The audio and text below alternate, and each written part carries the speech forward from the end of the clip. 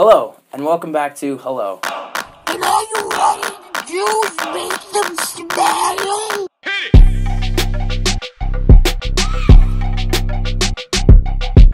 And are you ready to Jews make them smile? I'm joined by my co-host Sam Herman and our lovely two guests. Introduce yourselves. Who are you? I'm Jenny Lea, lead vocalist and songwriter for I Am You Are, based out of here in Vancouver. I'm Una Mey, I'm also from Vancouver, vocalist, a little jazz, a little R&B. Hell Absolutely. Both of you kind of are in hybrid projects. Like, you make music with, like, a lot of influence from everywhere. What styles of music that you incorporate into yours do you think is, like, your main inspiration or your main influence, if you think so? Is it, like, electronic and dance music? Is it, like, R&B soul music? Like, where's the core? What's your main influence in terms of, like, these styles of music that you play with? For myself, it's probably jazz. Like, I feel like with the You See Me thing and, like, lo-fi hip-hop, it's usually jazz kind of restructured with beats. And I think vocally my voice suits jazz the most. Yeah. But it's nice to play around with things, too, you know? So you have a bass and then you can work off of that. Yeah, and then kind of spin it. Where do you start? What's your kind of, like, core? Yeah, my background is vocal jazz. I was doing that kind of throughout high school and stuff. Yeah, I was in the choir, so what? But definitely as I got older, I was listening to a lot more hip-hop and soul. And obviously I think the two combined creates that R&B element, but with a folk singer-songwriter background as well. Okay. So as far as the vocals go, there's that melting pot, and then of course the boys are really into like early millennial hip-hop, R&B, as well as electronic. So it's kind of a melting pot all around. Yeah. Everything just kind of comes together like that. You mentioned something about You See Me before, and obviously you're in I Am You Are. We got a lot of letters. Yeah, over you here. got a lot of letters going on. Yeah. So why don't you just tell us a little bit about like the differences between your like group projects and your solo stuff kind of thing? I like it because I can do different things with both. And I think with my solo stuff, I've been able to kind of figure out what I want to do, and it's taken me a long time to figure that out. And with You See Me, it's been such a straightforward process. Like, it's almost the break when I'm, like, stressed out about something else. Like, I'll do You See Me, like, Craig will have a beat, I'll write, within 2 hours we're done a song. Like, it's just super smooth. Right, and it's in your house. Yeah. It's all in your bedroom. It's very comfy. I can tell them when to shut up. It's very comfortable music. It's very, like, bedroom kind of just, like, under a comforter kind of vibes. Yeah. Anyway, yeah, for sure. Yeah. And what's the dynamic like in your group? Like, do you lead in terms of, like, your sessions? I think we take turns. Like, we all have strong points, and we're really lucky because everybody just kind of fell into a role naturally within the three of us, just kind of strengths and weaknesses. So everyone kind of, like, leads their area, and it really allows us to run a business efficiently.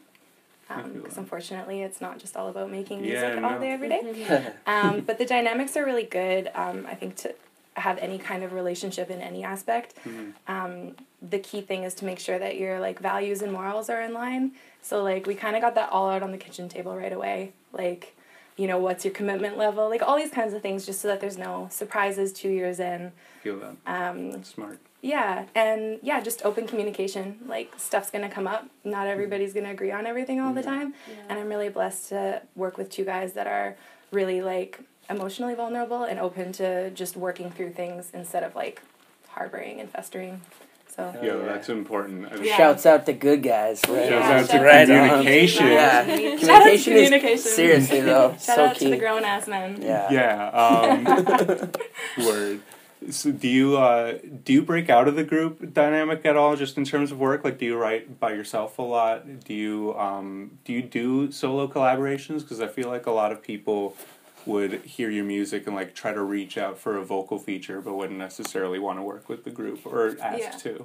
Yeah, I've done both. I definitely do a lot of the writing on my own time, but we will, like, review things together, kind of as the last album. But I do get reached out to, and in general, I'll take it on if it feels like the right project. A lot of people, surprisingly, have reached out for, like, an IMUR collaboration. Okay, cool. But I have done some kind of other stuff just for, like, hip-hop hooks or, like, EDM tracks, Right. which isn't, like, Yeah. my... It's not really, like, my favorite thing to do, but I will do it. And is that featuring, like, your first and last name, or would that be an IMUR feature? Sometimes it's Jenny Lee, but again, if it makes sense genre-wise for us to be a part of it as a group, I'll just do IMUR because that's what I'm focusing on right now is building that. Yeah. For sure. Teamwork. Yeah, teamwork. I don't want Yeah. to spread myself too thin. Yeah, totally. No doubt. Yeah. Was music always the thing? Like, did you kind of, like, fall into making music? Was it your upbringing? Like, where did that enter your life? I always had a lot of mediums, so I had, like, art, music, writing, but I think with music, my dad always listened to, like, a lot of different genres, so then I could pick what was my favorite. And I went into folk originally. I did covers on YouTube, Nice. like, full thing, and then I did busking, and then slowly I was able to kind of, you know, evolve into other places, but Yeah, absolutely. so maybe we fell into each other. Oh, amazing! How did music find you? It's kind of interesting, like, I have 4 parents, split family, remarried, Fleetwood Mac type situation, because they're all musicians, and they all used to be in a band together. Cool. They're all still musicians. So I did grow up with that heavily influenced, and my brother was, like, a little older than me, producer, like, got me really into, like, old school funk and hip-hop. But I really didn't, I was, like, really insecure, and I didn't think that anybody would want to hear what I had to say. Do you know what I mean? Like, I kind of just grew up thinking that that wasn't an option. So I actually worked at a bank for 6 years. And, like, I owned an apartment and, like, was in a relationship for 8 years. Like, had a very Wow, structured it's like a split life. Very Yeah, vanilla. and I kind of just, like, realized that I wasn't happy and started to, like, pick up a guitar doing the folk. Nice. I mostly did, like, hip-hop covers. Nice. But, like, rearranged. And I quit my job, I sold my apartment, I dumped my boyfriend, and I went traveling for 2 years by myself, writing music and playing, like, open mics and shit. Yeah. Wow, Awesome. that's Yeah. an amazing It's a reinvention. flip. Yeah, that's like a complete flip. It's a Yeah, little that's different excellent. now. I'm finally, like, a full-time musician. I've never been happier, but it's always been a passion for me. Yeah. But now I just, like, I don't know, feel like I'm allowed to express and explore. So, For sure. yeah. I remember when I first found out, like, you told me that you quit your day job, and that this was your life. I was like, Yeah. no that's such a doubt. It's victory. big win. That's Yeah, such for a victory. sure. I want to see, like, that's just like one down. Yeah, for Yeah. anyone. Yeah. Yeah. Like for Like- anyone in this city or just anywhere, like for you to Yeah. just be able to do that is so excellent. I can't wait to keep seeing that. Yeah. It's brave, especially in this city, because we all know how expensive it is to live here. But I don't think that I'm giving myself a fair chance if I don't throw myself at this now. So Definitely. it's a taking a chance I'm willing to make. You know? Yeah. Do you feel like your experience has been like? I mean, it obviously would be different because you're obviously a woman. But do you feel like, how is that like in this city? Do you feel like it's like any different than anywhere else? Or Not really in this city in particular. Yeah. I do think that there's a spotlight on it right now. So, I can't tell you what it would have been like 3 years ago because I wasn't performing in this city 3 years ago. But I haven't had any struggles. I know it affects predominantly more like kind of female DJs and stuff. But again, I think there is a spotlight on it. And I think that right now more than ever is like a really opportunistic time for female or female identifiers to be able to come together and be like, you know, just keep trying. Pick me. Like, don't give them a reason to like send you away, you know? no doubt. So I think now more than ever is like a really great time to be a woman in this community. I think Thoughts? so too. Yeah. This year I played 2 shows, and one of the proceeds went to rape relief, and the other one was to the women's shelter. And I think that's like a super cool way to take your creativity and passion and, you know, give back to the community. Absolutely. And I think just supporting each other, like, it's super competitive, whether, you know, gender or not. Yeah. It's just super competitive, and I think constantly supporting one another. But it definitely female to female. Like, it's easy to get jealous or break each other down, but, you know, you just gotta be nice to each other and Yeah, supportive.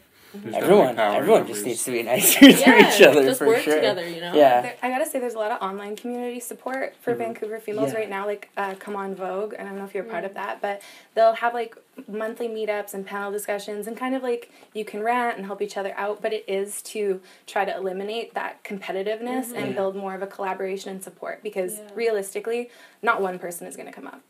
Yeah. You need a 100%. whole, you need your whole community to come up, and so I'm really like stoked on the girls that made that happen, because I can tell that it's really like bringing this whole new vibe and like strength. Nice. Definitely, Yeah. like building Sign up. each other It's really up. dope. Yeah, For yeah. real. Absolutely. There's a lot of amazing communities of women in our city right now doing really, really good things. Yeah, I feel Power it's a pretty numbers. healthy scene for that sort of thing, honestly. Like, everyone is kind of just trying to build each other up. Because, like you said, like, how could any one of us really come up if we're all just constantly, like, you know, going at each other? The so. minimal female on bill type situation has nothing to do with the lack of talent in this city. Oh. No, we'll say that. That's true. That's true. Yeah. That is definitely true. Yeah, you know, this is a bit of a switch, because there's like, that's kind of definitely a positive part of our community and our city, is that it seems like there's a lot of movements doing really, really good things. We're also in like a bit of a drug thing, and a lot of popular music today is like very druggy and that sort of thing. And both of you, I mean, nobody references hard drugs in their music, but like you have a song called Vices. There's a lot of like marijuana in your music, and what's your relation? What's like your relationship between like music and substances, and like just like how that comes into your songwriting, and is that, you know, what's that relationship like? Excellent questions. Yeah. Yeah. I am actually a recovering alcoholic, so it's been just over 2 years since I've had a drink, but that was really hard to part with, because for me that was a big part of my identity, and I thought that was like a part of my brand and just basically who I was as a musician, which is like really fucking backwards, and I'm really glad that that's kind of gone.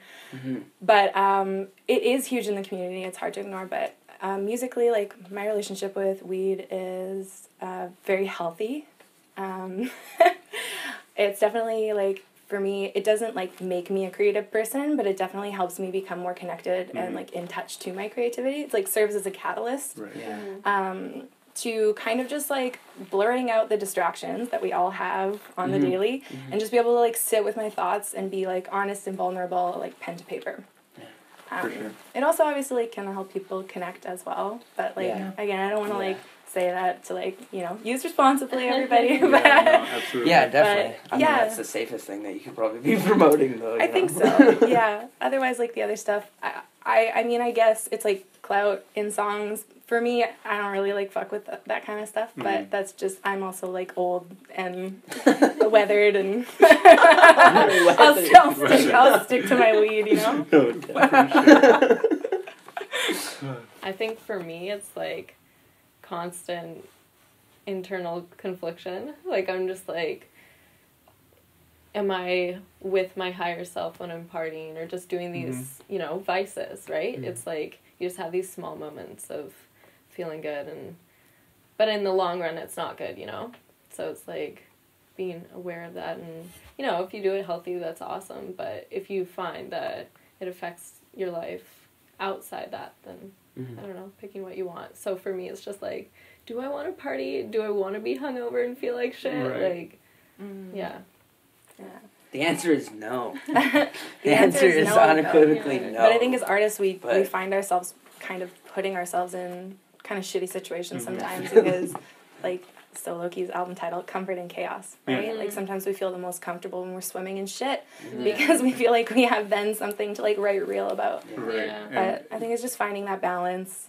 right. And a lot of people will just be like, a lot of artists will be like, yeah, I'm just gonna get into this relationship so I can come out the other end and like write some bleeding Some heart really shit. sad This breakup stuff. album Yeah. ever. Yeah, there's always just kind of like that like wounded warrior vibe to being a musician that you feel like you We're all almost dying. yeah, Very right. edgy. Very edgy. So you said you used to busk? Yeah, Yeah? yeah. How's that?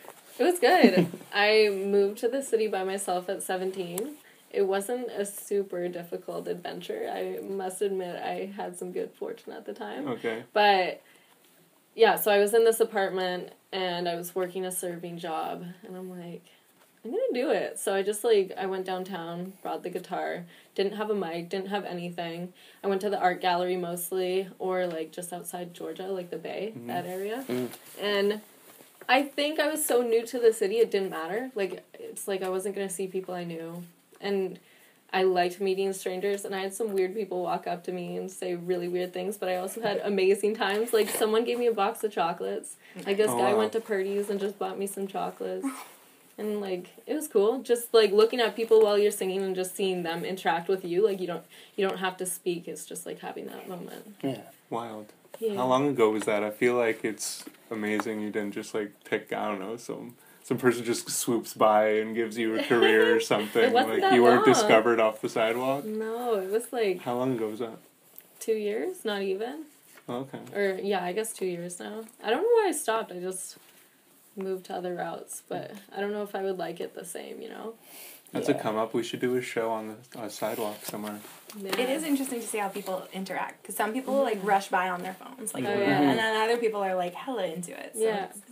It's cool. Have you done it before? I've done it a couple times. I didn't get like a license or anything, but when I was in neither. Australia, I did it outside the bars, and I do my hip hop covers.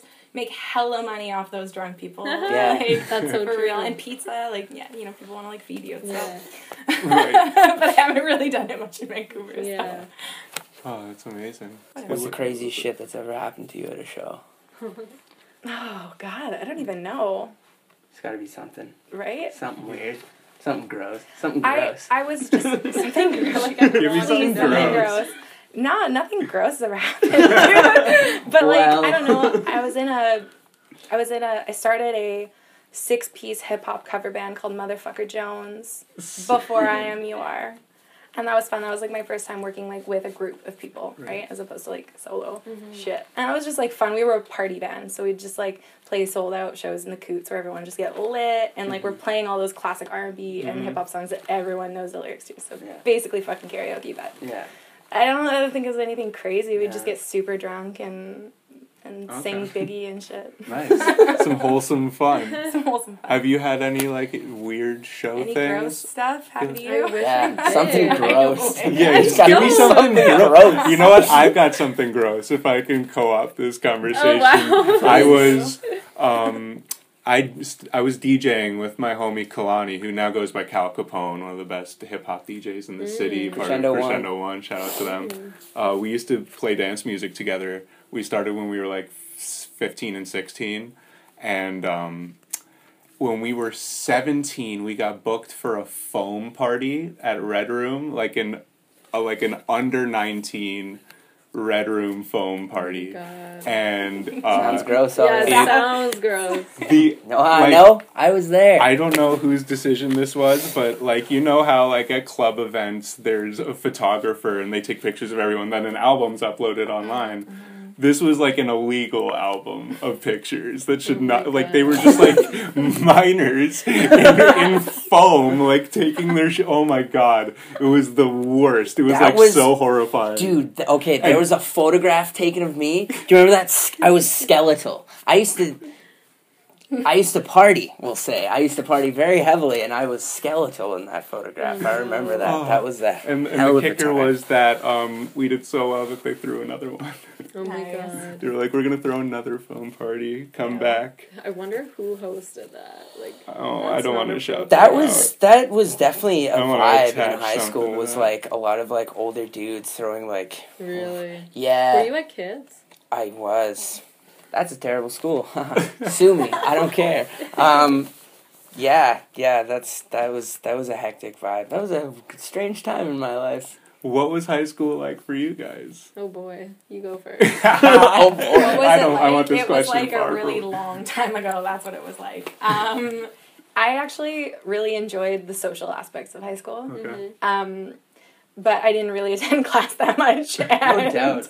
in my last year, I had gotten all my credits up because of vocal jazz. Nice. And so I didn't need to take that many classes. Okay. So I basically chose like art, fashion design, video, film, vocal jazz, and then like history or some shit. So I had like the best, and I was only in school like half a day. So I had like the best like senior year ever. Wow. That would be a ideal. really good and like also very broad subject to teach. History and some shit. I don't know. I don't really know. Yeah. What about for I had a good yourself? experience. Wow, that's amazing.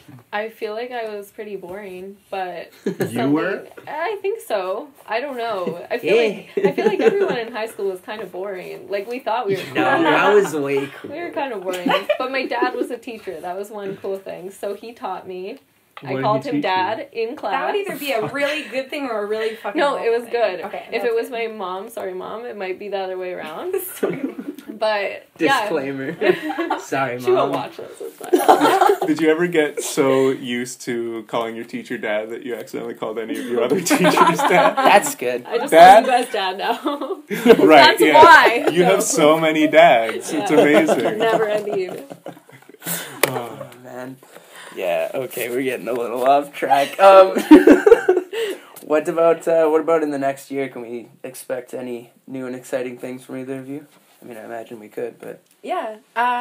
We're just finishing up an EP, so that should be out anytime now, because it's March. Because it's the month of March. March 5th, to Because be it's exact. March 5th today. And I honestly haven't heard back from festivals yet, because it was just festival season, application season, because it's March.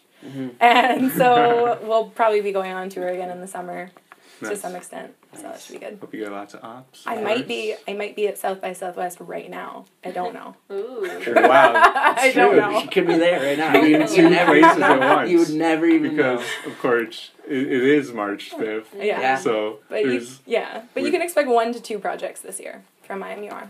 Nice. Excellent. Gang. What are your plans for the year? Well, for You See Me, probably another little EP. That's way down the line. And then solo stuff, I'm tucking myself away and working away. I have something brewing. Oh, there's something in the Brewing. pot It's over at brewing. Una Mey HQ. Speaking of letters, let's close on how many acronyms there are in this room. So it's true. We got. That's so many. That's more than the interviews usually have. True. So you don't know what IMUR No, I don't. stands for. I'm ready. Let's see if she gets it. What does IMUR stand for? IMUR stands for like I am, you are. And it started off as just kind of like a name, like Mikey and me, like kind of creating together. But it kind of just developed as we went along and realized like the connection that we shared with our fans. And it turned into more of like the collective consciousness. You know what I mean? Like we aren't without you. Like we are fucking nothing without you guys. So it's about all of us coming together and all of the roles that we play in each other's lives. Right, like common traits, like whatever I am, you are, like that Yeah. sort of thing. Mm-hmm. Yeah, I love that. I just love it's like, what does IMUR stand for? Oh, it stands for I am And you you are. To see the light bulb go off, especially when someone goes, Immer, and it's like, I am you are. Well, what does that stand for? I am you are.